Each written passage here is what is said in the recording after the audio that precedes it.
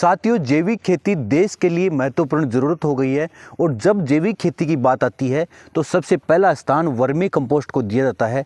और कहा जाता है कि अगर आप अपने खेतों के अंदर वर्मी कंपोस्ट केंचुआ खाद का इस्तेमाल करेंगे तो आपकी भूमि उपजाऊ बनेगी और साथ ही आपकी फसलों को जो भी पोषक तत्व चाहिए वो सारे के सारे उपलब्ध हो जाएंगे। और इसमें कोई दो राय नहीं है कि वर्मी कंपोस्ट किसानों के लिए या फिर भूमि के लिए या फिर फसलों के लिए फायदेमंद नहीं है। किसान साथियों, वर्मी कंपोस्ट बहुत ही अच्छा है, परंतु किसानों का बजट बिगाड़ देता है, क्योंकि जो 5 से 10 पैसे या 50 पैसे बिकने वाला जो गोबर है, वर्मी कंपोस्ट बनते ही सीधा 5 से 10 रुपए प्रति किलो बन जाता है।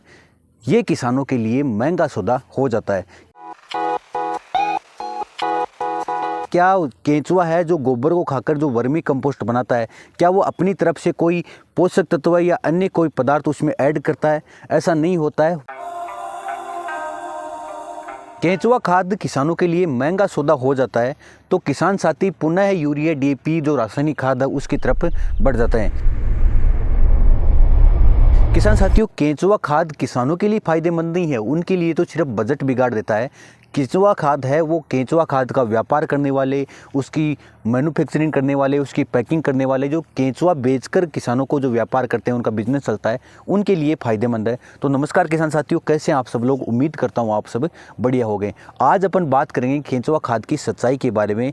और जो अपन सुनते आ रहे हैं कि केंचुआ खाद इस्तेमाल करने से फसलों को पूरे के पूरे पोषक तत्व मिल जाएंगे, इसके साथ ही आपकी भूमि उपजाऊ होगी, क्या ये बिल्कुल सही है या फिर इसका अन्य कोई विकल्प किसान साथी काम में ले सकते हैं? क्योंकि जो हज़ारों रुपए का खर्चा करके केंचुआ खाद अपने खेतों में डलवाते हैं, क्या इसका और सस्ते में कोई अन्य विकल्प लिया जा सकता है काम में? तो किसान साथियों, इसी बारे में अपन बात करते हैं। अगर आपको वीडियो अच्छा लगे तो वीडियो को लाइक कर सकते हैं, अगर हमारे चैनल पर नए हैं तो चैनल को सब्सक्राइब कर सकते हैं, और इसी बारे में कोई अन्य क्यूरी है या अन्य कोई आप जानकारी चाहते हैं तो हमें कमेंट के माध्यम से पूछ सकते हैं। किसान साथियों, हमारी ज़मीनों के अंदर बहुत ज़्यादा मात्रा में केंचुआ था। अपनी ज़मीनों में आप मान सकते हैं इतना केंचुआ था कि अपन जो भी खाद डालते थे या जो भी अपनी कृषि अपशिष्ट, चाहे फसलों की जड़ें मान लो या फिर कोई अन्य कृषि अपशिष्ट है, डंठल है, वो सारे के सारे केंचुए उसको खाते थे, फिर उसको कंपोस्ट के अंदर रूपांतरित कर देते थे। परंतु आजकल क्या हो रहा है, अब हमने उन केंचुओं को मार दिया है, अपने यहाँ पर क्लोरोपाइरीफॉस इस्तेमाल करके, रासायनिक खाद्य इस्तेमाल करके उनको मार दिया है। और अब क्या हुआ है, अब जो चुनिंदा लोग हैं वो क्या करते हैं, अपने यहाँ पर जो गोबर है उसको केंचुओं को डालते हैं, फिर उससे खाद बनाते हैं और उसके बाद उसी खाद को अपने यहाँ पर किसानों को सेल किया जाता है कि आप उस खाद को खरीदो और अपने यहाँ पर उसका इस्तेमाल करो, या फिर आप अपने यहाँ पर वर्मी कंपोस्ट जो यूनिट है वो लगाओ। उसके लिए आप क्या करो, अब मेरे यहाँ से केंचुए जो व्यापार करते हैं उनके यहाँ से केंचुए खरीद कर लेकर जाओ और उसके बाद अपने यहाँ पर वर्मी कंपोस्ट यूनिट लगाओ। तो इसमें फ़ायदा किसान का नहीं हो रहा, क्योंकि किसान ने तो अपने यहाँ पर जो केंचुए ज़मीन में उपस्थित थे उनको तो मार दिया है और बाहर से केंचुए खरीद कर ला रहे हैं ताकि अपने यहाँ पर केंचुआ खाद यूनिट लगा सकें और जो गोबर है उसको वर्मी कंपोस्ट में रूपांतरित कर सके और फिर अपने खेतों के अंदर डाल सके। और फिर इस प्रकार से उन्हीं किसानों के यहाँ से जो केंचुआ का व्यापार करते हैं, केंचुआ खाद का व्यापार करते हैं, वो उन्हीं किसानों के यहाँ से गोबर खरीदते हैं। 5 से 10 पैसे प्रति किलो या 50 पैसे प्रति किलो गोबर खरीदते हैं, फिर उसके बाद उसको केंचुआ खाद बनाते हैं और उसके बाद उन्हीं किसानों को वो 5 से 10 रुपये प्रति किलो वो केंचुआ खाद दे देते हैं। और ये एक प्रकार से एक जो प्रोसेस है वो किसानों के लिए महंगी हो जाती है, क्योंकि उसने बेचा 50 पैसे प्रति किलो गोबर है और वापस जो केंचुआ खाद ले रहा है किसान, वो 5 से 10 रुपये प्रति किलो वर्मी कंपोस्ट ले रहा है। तो किसान के लिए एक प्रकार से महंगा साबित हो गया।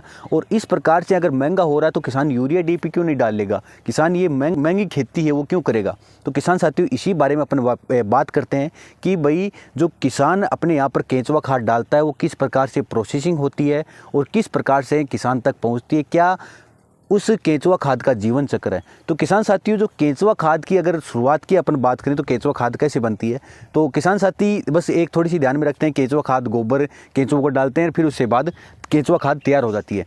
परंतु गोबर कहाँ से आता है? गोबर पशुओं से आता है। और पशु क्या खाते हैं? पशु अपने यहाँ पर जो कृषि अपशिष्ट है, चाहे उसको भूसा मान लीजिए, पराली मान लीजिए या फिर घास मान लीजिए, इन सबको खाकर पशु गोबर में कन्वर्ट करता है। तो किसान साथियों, एक थोड़ा सा इसके बारे में बात करते हैं। अगर पशु ने अपने यहाँ पर, गाय की बात करें अपन, तो गाय ने अपने यहाँ पर भूसा खाया, उस भूसे के अंदर 100 पोषक तत्व थे, मतलब 100% उसके अंदर क्या थे, पोषक तत्व थे।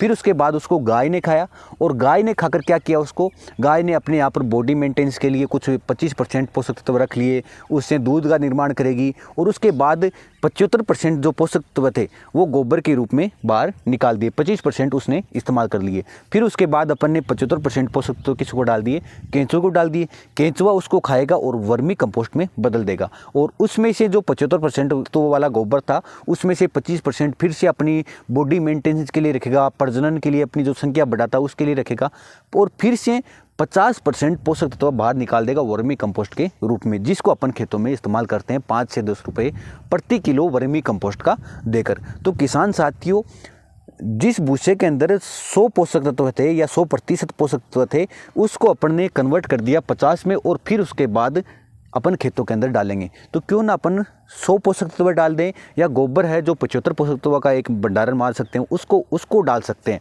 तो क्यों अपन केंचुआ खाद का अपने यहाँ पर इस्तेमाल करें।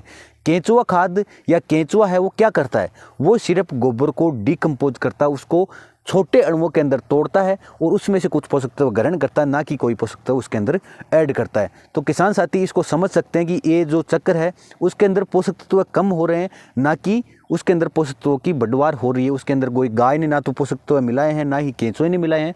तो जो पोषक तत्व घट रहे हैं वो श्रृंखला एक प्रकार से घटने की तरफ है, ना कि पोषक तत्व बढ़ने की तरफ है। बस फर्क क्या है, जो भूसा था वो केंचुआ खाद के अंदर डिकम्पोज हो गया, वो एक प्रकार से छोटे अणुओं में टूट गया है ताकि उसको पौधा जल्दी ग्रहण कर सके। तो अपन इस प्रकार का एक विकल्प अपना सकते हैं, ताकि जो भूसा है या जो गोबर है उसको ही अपन डायरेक्टली डिकम्पोज कर सकते हैं और उसके बाद अपने खेतों के अंदर उसको इस्तेमाल कर सकते हैं। तो साथियों, इसी बारे में अपन आज बात करते हैं कि किस प्रकार से किसान साथी है कि किन किन उत्पादों का इस्तेमाल करके अपने यहाँ पर उस भूसे को या फिर जो गोबर है गाय ने दिया है उसको अपन डिकम्पोज कर सकते हैं। साथियों, अपने यहाँ पर किसान वर्मी कंपोस्ट इस्तेमाल करने की बजाय अपने खेतों में जो बैक्टीरिया उसकी संख्या को बढ़ा सकता है, जिससे जो गोबरी खाद है वो भी वर्मी कंपोस्ट से अच्छी कंपोस्ट बन जाएगी और ऐसी फॉर्म में आ जाएगी ताकि पौधे हैं उसको डायरेक्ट ग्रहण कर सकते हैं। और इसी के साथ जो भी अपने यहाँ पर कृषि अपशिष्ट है, चाहे वो जड़ें मान लो या फिर भूसा मान लो, पराली मान लो, उसको भी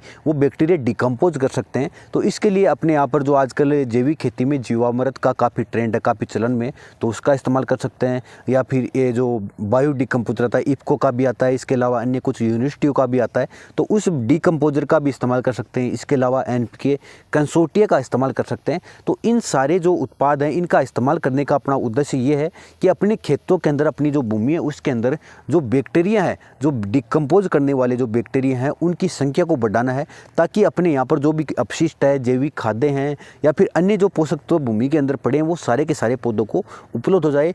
इससे किसान का जो बजट है वो नहीं बिगड़ेगा और ना ही किसान के लिए महंगा पड़ेगा। तो कम खर्चे के अंदर भी किसान अपने यहाँ पर अच्छी खेती कर सकता है। तो इसके लिए किसान साथी अपने यहाँ पर जो अपने यहाँ पर जीवामृत बोलते हैं उसको बनाकर अपने खेतों में लगातार 2-3 साल तक इस्तेमाल कर सकता है, जिससे उनके खेतों के अंदर बहुत ही अच्छी ह्यूमिडिटी बनी रहेगी। और इसके साथ ही जो बैक्टीरिया होते हैं जिसको अपन राइजोबियम बोलते हैं, एजिटोबैक्टर होते हैं जो नाइट्रोजन के लिए होते हैं स्पेशली, और इसके अलावा पीएसबी जो फास्फोरस के लिए होते हैं, केएसपी जो पोटास के लिए होते हैं, इस प्रकार के बैक्टीरिया की संख्या बढ़ने से किसानों को अलग से कोई वर्मी कंपोस्ट भी करना पड़ेगा या फिर अलग से कोई रासायनिक खाद्य भी इस्तेमाल नहीं करनी पड़ेगी। तो किसान साथी वर्मी कंपोस्ट इस्तेमाल करने पर जोर देने के बजाय अपने यहाँ पर जो बैक्टीरिया हैं इनकी संख्याओं में बढ़ोतरी करनी पड़ेगी, जिससे आपकी खेती अच्छी होगी, उत्पादन अच्छा होगा, जो उत्पाद बनेगा वो भी बहुत ही अच्छी गुणवत्ता का बनेगा और ना ही किसान के लिए महंगा पड़ेगा। किसान साथियों, आज की जानकारी आपको कैसी लगी? अगर वीडियो अच्छा लगा तो वीडियो को लाइक कर सकते हैं।